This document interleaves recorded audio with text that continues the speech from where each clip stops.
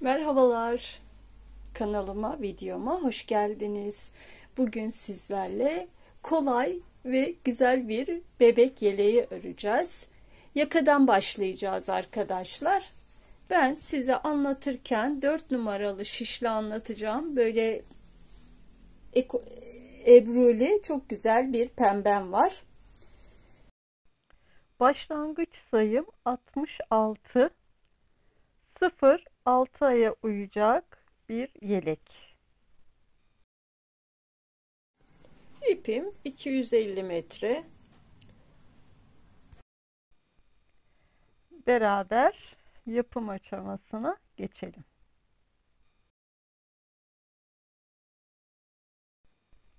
Ben başlangıç ilmeklerimi bu şekilde başlıyorum.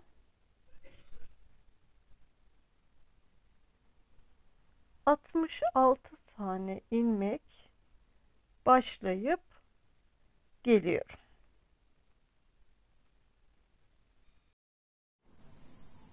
Şimdi 66 ilmek var. Şimdi ilk sıram ve ilk ilmeğim olduğu için örüyorum.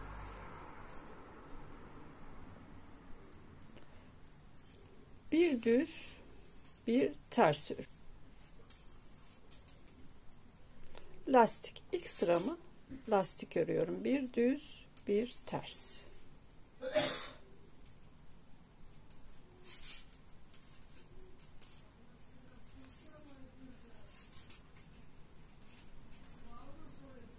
İlk sıramı lastik, bir ters, bir düz ördüm. İlk sıramı da aynı şekilde örüyorum.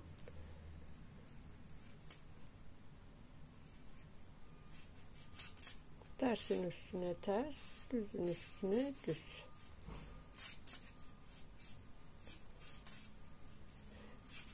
Üç sıra lastik öreceğim. Bu ikinci sıra. Bir sıra daha öreceğim.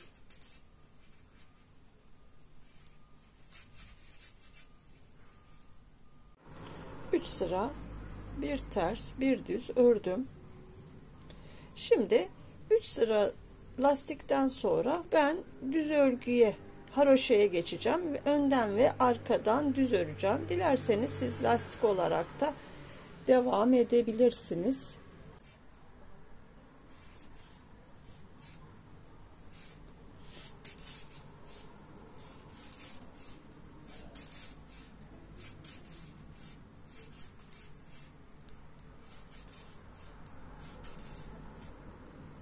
Önden ve arkadan düz öreceğim.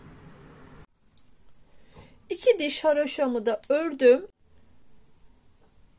Ayrımları yaptım arkadaşlar. 66 ilmek, 12 ön, aralara ayrım yerlerine ben 2 tane ilmek bırakıyorum. 8 kol, 18 arka olarak.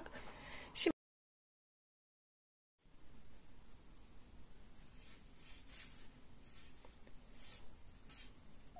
ön patları haroşa yapacağım için önden arkadan iki tarafı da düz öreceğim.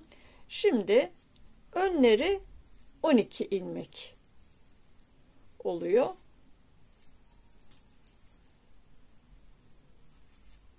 Ayrım yerlerine bir model uygulayacağım. Onu bir dahaki önde uygulayacağım arkadaşlar. Şimdi ayrımları yapalım.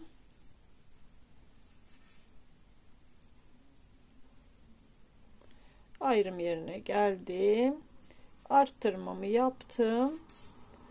2 ve tekrar arttırmamı yapıyorum.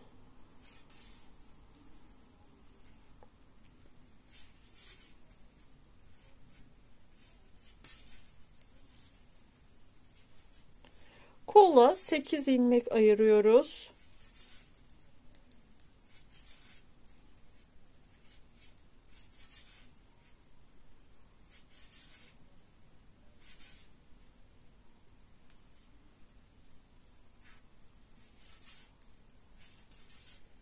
İki tane ayrım yeri.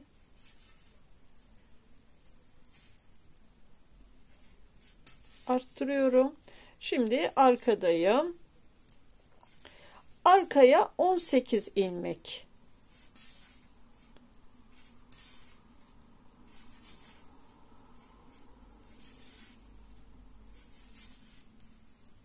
Arkaya 18 ilmek, 2 ayrım yerleri 8 kol, 12 ön olarak ayarlıyorum. Arkadan hepsini ters örüp geliyorum. Arka sıradayım. Arka sırayı ters, sadece ön patları 7 tane bırakmıştım. 7 tane düz örüyoruz. Bunları önden ve arkadan hep düz olacak arkadaşlar.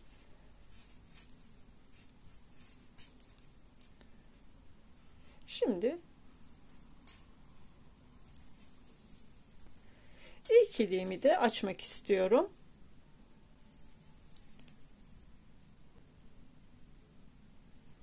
İlk ilmeğimi örmeden aldım. 3 taneden sonra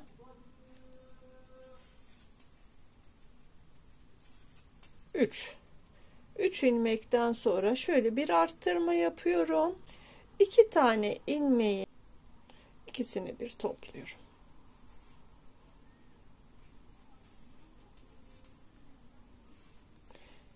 İlk iliğimi açtım. 5,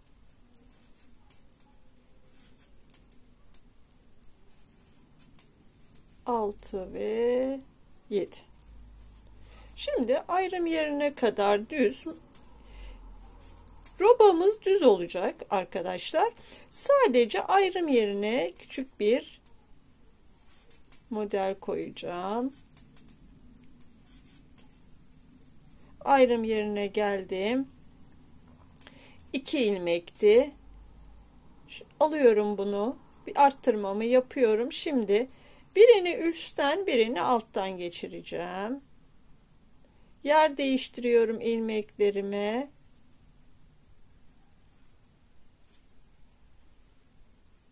Arttırmamı yaptım ve bu şekilde her ön sırada bu işlemi yapacağım.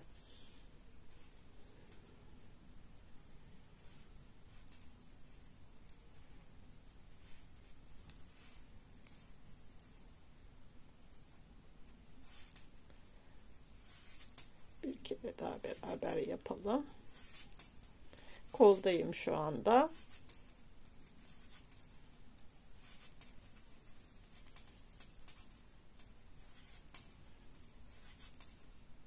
Ayrım yerine geldim. Arttırmamı yapıyorum. İlmeklerimin yerini değiştiriyorum.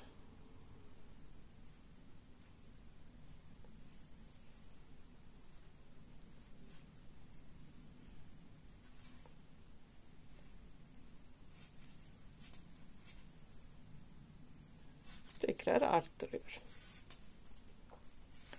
Robayı bu şekilde arkadaşlar ilerleyeceğiz. Düz olacak. Ayrım yerlerinde hep ön sıradan, arkadan, ön patlar hariç ters örüyoruz. Hepsini her ön sırada da bu küçük yer değiştirmemizi yapıyoruz.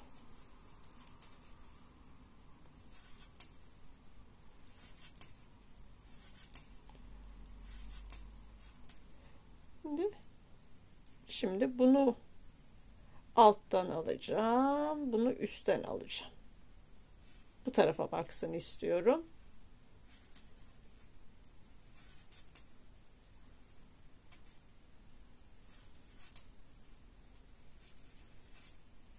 Arttırmalarımızı tekrar yapıyoruz.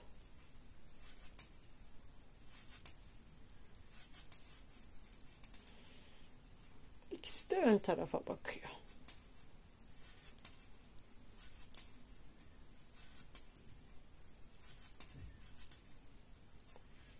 Bir sonraki ilmeği alttan alıyorum.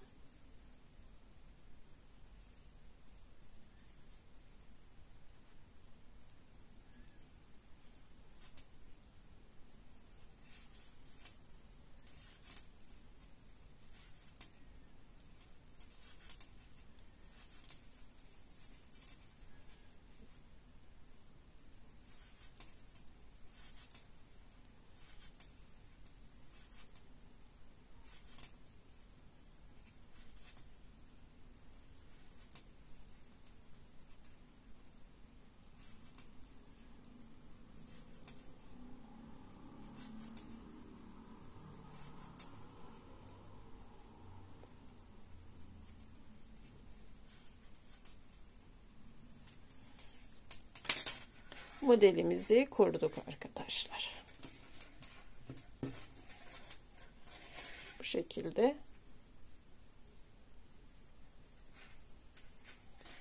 Robamız ilerliyor.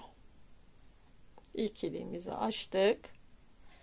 3 tane lastik ördüm. Ondan sonra 2 diş haroşa ördükten sonra ayrımlarımızı yaptık.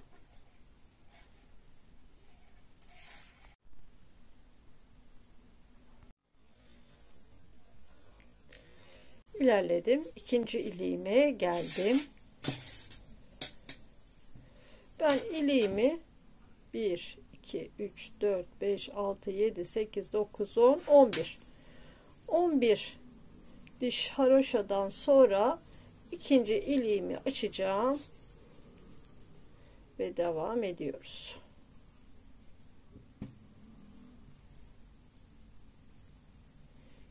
2, 3. Arttırmamı yapıyorum. 2 ilmeği bir topluyorum.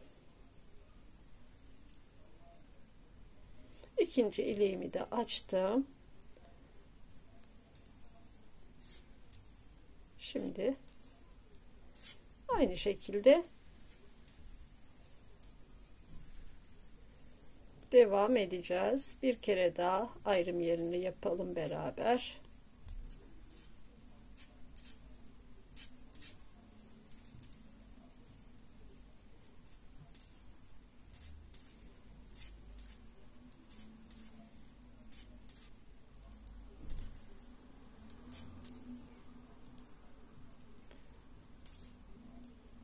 Ayrım yerine geldim. Bakın. Ayrım yeri çok hoş durdu.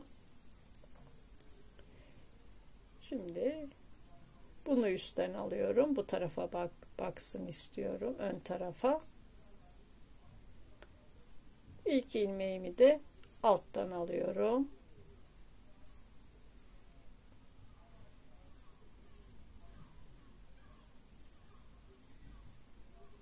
Arttırmamı yapıyorum.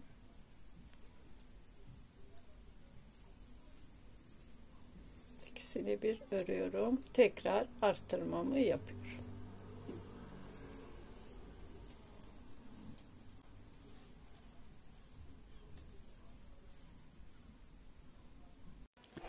Arttırmalarımı bitirdim. 15 sefer yaptım. 15 arttırmam oldu. Şimdi arka taraftayım. Arka taraftan ayrım yerimde 2 tane ilmek var. Birini öne vereceğim, birini kola vereceğim arkadaşlar. Arkadan düz örgüye geçeceğim.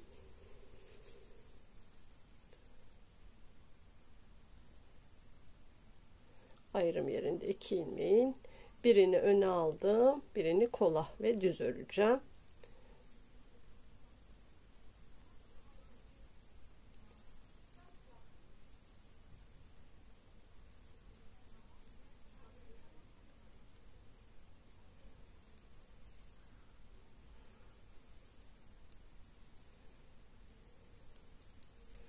Arkadan hepsini kolu düz örüyorum. Tam 40 ilmek geri dönüyorum.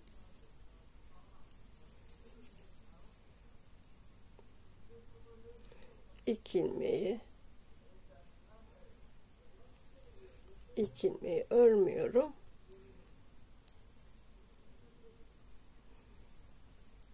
Ve önden ve arkadan düz örmeye devam ediyorum. İlk önce kolları keseceğim.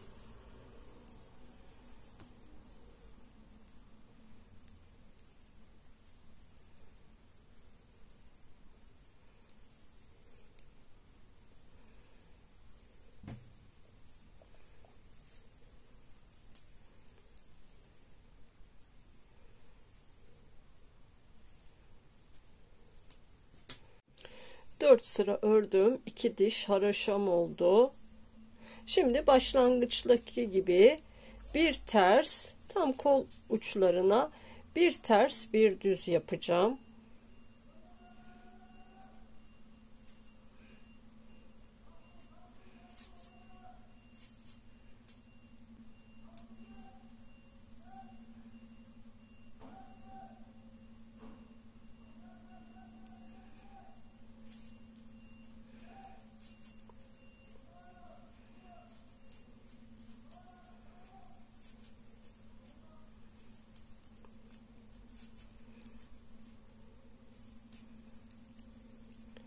bir ters bir düz örüyoruz.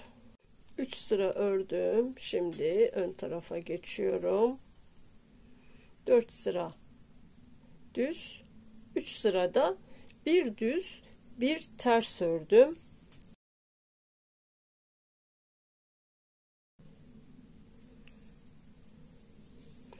Şimdi kol kesimine geçiyorum.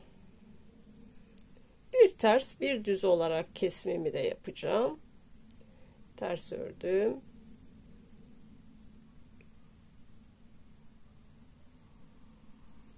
Kestim.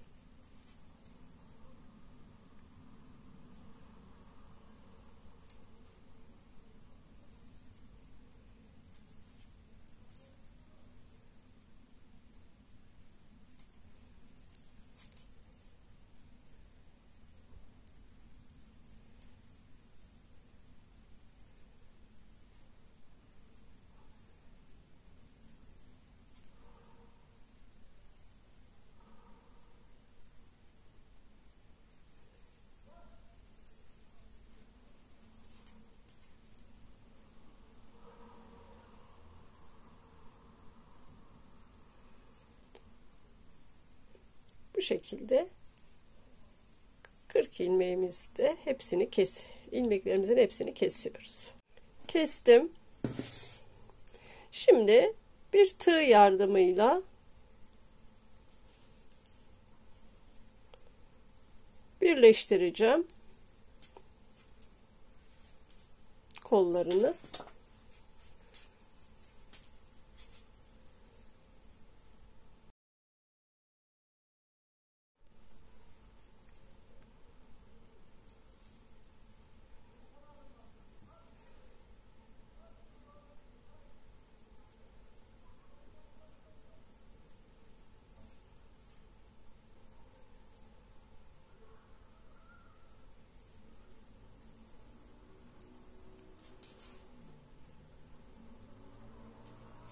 Batıyorum. Şu uçlarını denk getirdim. Bir bu tarafta, bir o tarafta.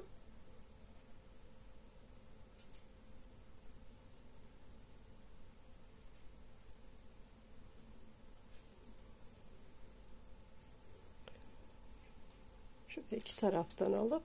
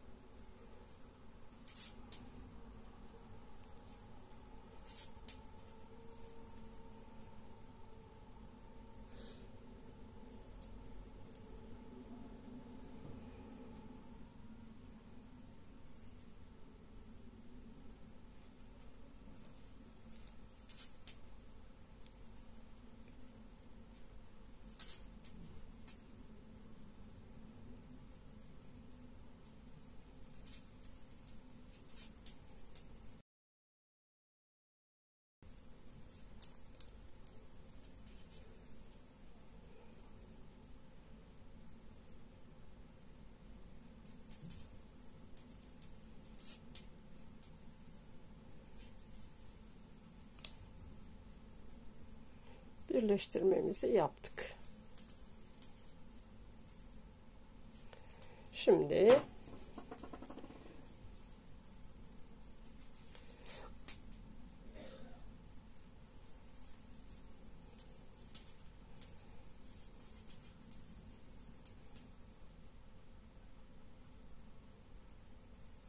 diğer şişimi alıyorum.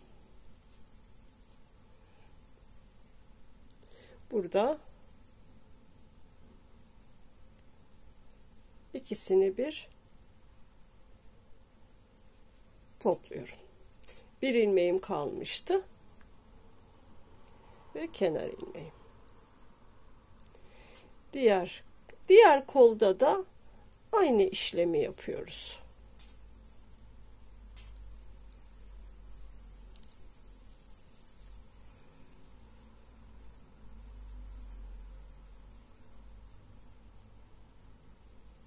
Kol kesmelerimi yaptım. Arkadan başlamıştım. Şimdi siz isterseniz bu araya haroşa da örebilirsiniz. Ama ben şimdi bir sıra önden düz, arkadan düz ters öreceğim ve model kuracağım.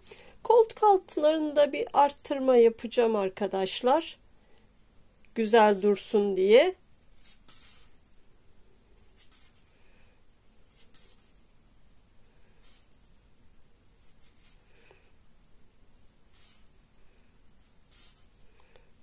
Koltuk altına kadar düz örüyorum.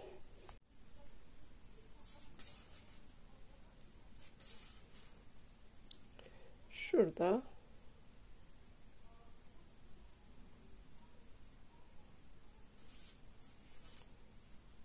bir ilmek topluyorum. Şuradan da oldu, buralardan ilmek toplayacağım.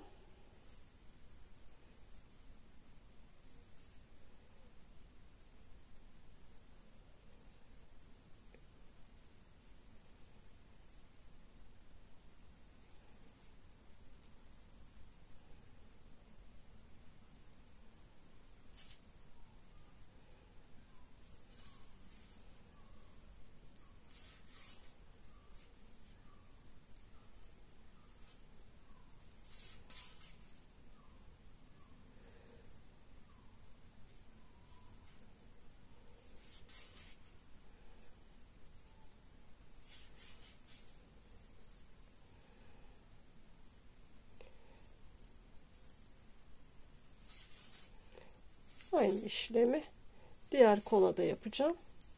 Bakın, koltuk altımız gayet güzel durdu. Şurası açık olmasın diye aralardan ilmekler çıkartıp artırma yapıyoruz. Aynı işlemi diğer kola da uygulayacağım. Arkadan ters öreceğim. Ön taraftan modelimizi kuracağız. Diğer koldayım. Ayrım yeri şurada çok aralık oldu. Şuradan hemen bir ilmek alıyorum.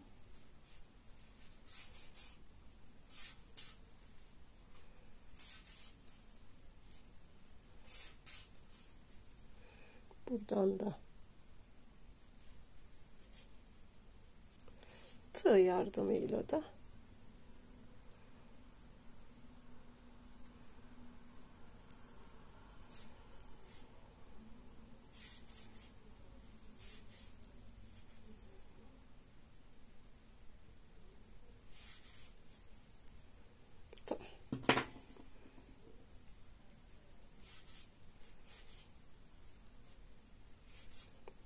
şimdi arkadan hepsini ters örüp geliyorum.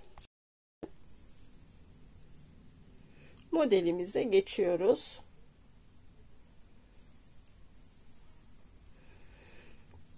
Modelimiz 2 ve katlarından oluşuyor. 4 sıradan oluşuyor arkadaşlar. Bir sırada model uyguluyoruz. Şimdi ilk önce ön patlarımızı 7 taneydi. 2 3 4 5 6 ve 7. 7 ön pattan sonra başlarken ve biterken bir tane düz örgümüz olacak. Buna dikkat edelim. Bir tane arttıracağız.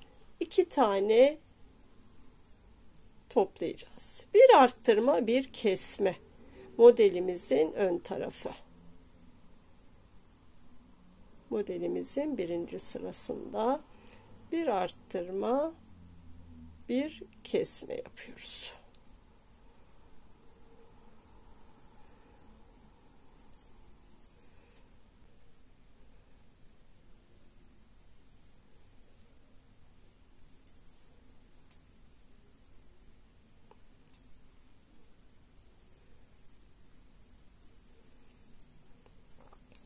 Bütün sırayı bu şekilde ön pattan sonra bir düz ördüm. Hemen arttırma yaptım.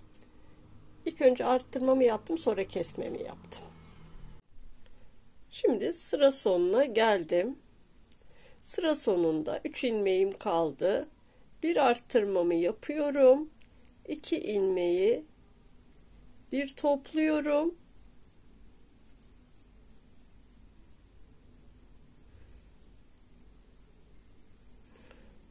Başlarken ilk ilmekten sonra arttırma yapmıştım. Biterken yapmıyorum.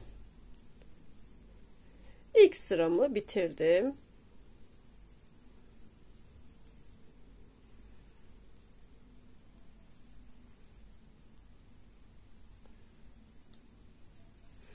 Modelimin ilk sırasını kurdum. Şimdi modelimiz 4 sıradan oluşuyor. Modeli kurduktan sonra arkadan ters, önden düz, tekrar arkadan ters öreceğiz. Modeli tekrar kuracağız. Çok kolay bir model.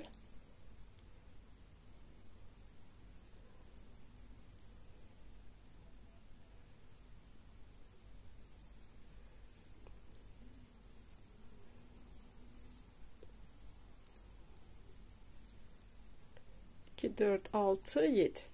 7 ilmekten sonra hepsi ters örgü.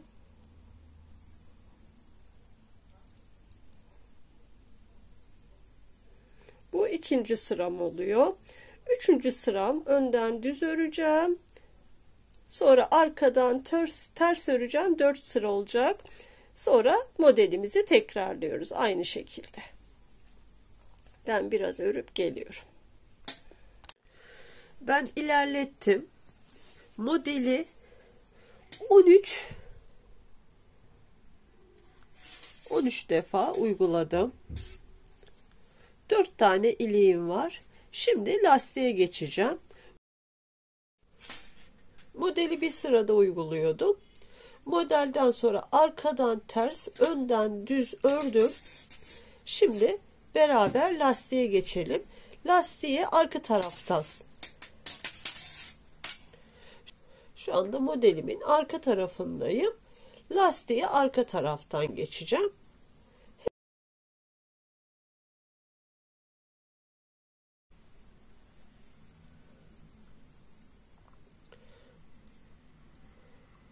Hepsini düz öreceğim. Önden ve arkadan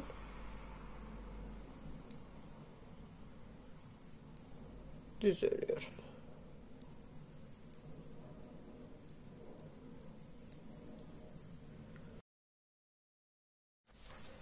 Lastiği kollarda ve başlangıçta yaptığım gibi 4 diş haraşo ördüm. Önden düz ördüm. Şimdi arkadayım tekrar.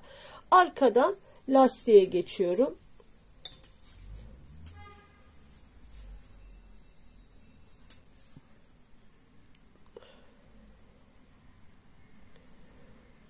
Arkadan bir ters, bir düz.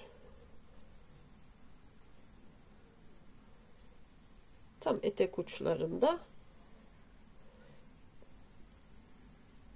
lastik olacak arkadaşlar. Bir ters, bir düz.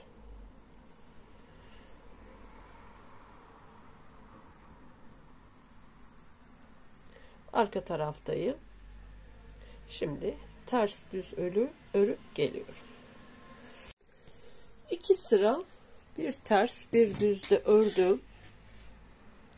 4 diş haraşo, arkadan bir ters bir düz, önden de bir ters bir düz ördüm arkadaşlar. Şimdi arka taraftayım ve kesmelerime geçiyorum.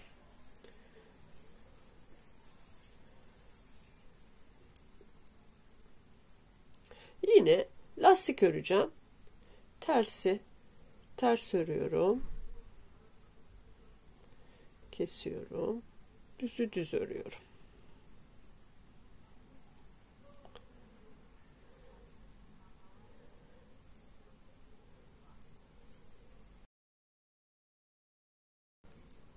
Kesmelerimi de lastik örerek yapıyorum.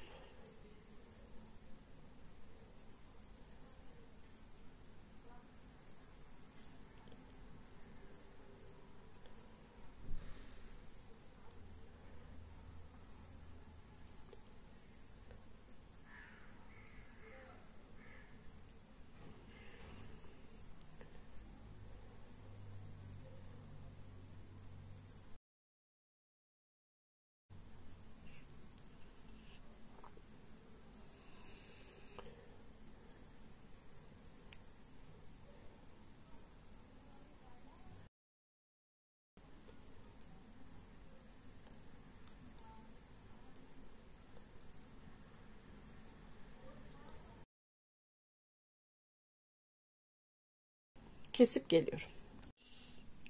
Lastiği bitirdim. Şimdi bir tığ yardımıyla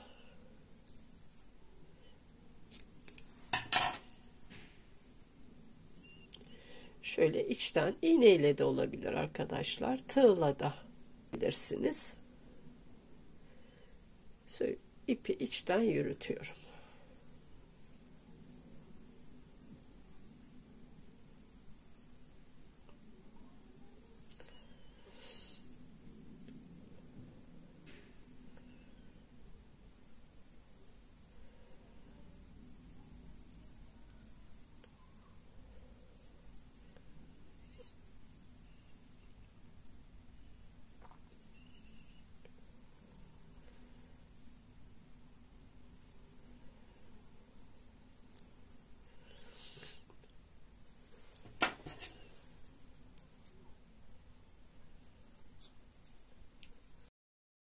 Bir yumaktan bu kadarcık ipim arttı.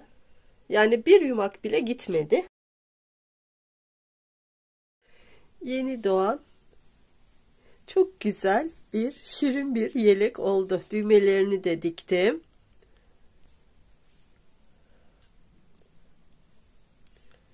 Bir yumaktan bir yelek.